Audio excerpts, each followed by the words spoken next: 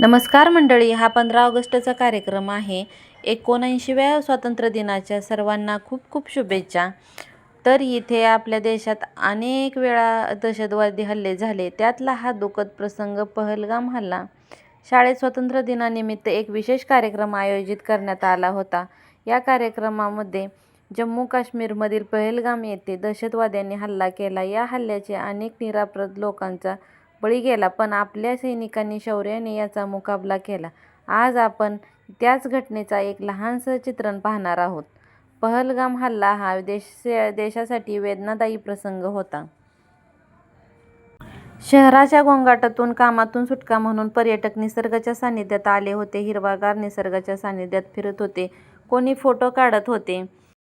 हे पाहताना अभिनय आहे हे विसरूनच गेले होते आणि डोळ्यात पाणी आपोआपच येत होतं. गोळीबारामध्ये मरण पावलेले लोक आणि त्यांचे नातेवाईक वगैरे कोण सोबत आहे ते आक्रोश करताना हे पाहून खूप दुःख होत होतं. थोड्या वेळासाठी अभिनय आहे हे म्हणजे लक्षातच येत नव्हतं. लगेचच आपल्या देशाचे जवान मदतीस आले आणि लोकांना सुखरूप बाहेर काढले. हा अभिनय मुलांनी खूप छान केलेला आहे.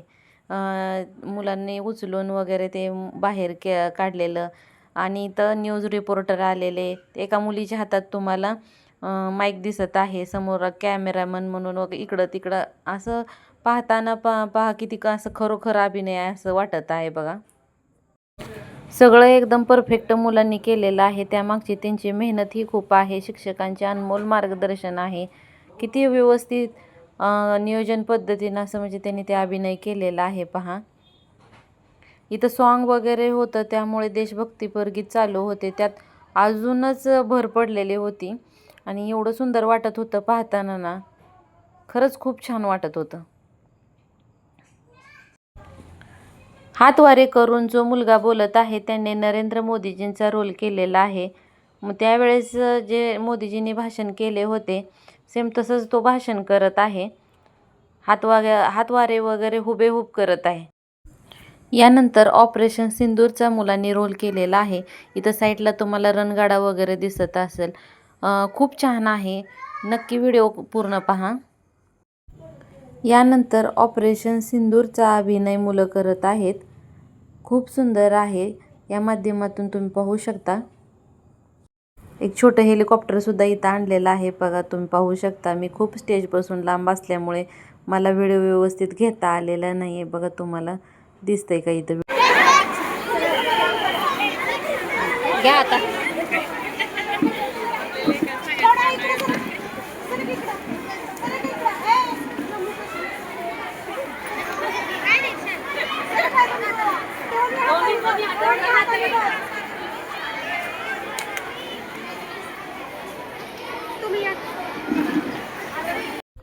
संध्याकाळची वेळ झालेली होती म्हणून चहा घेतला आणि पावभाजी करायची होती. पावभाजीची तयारी केली.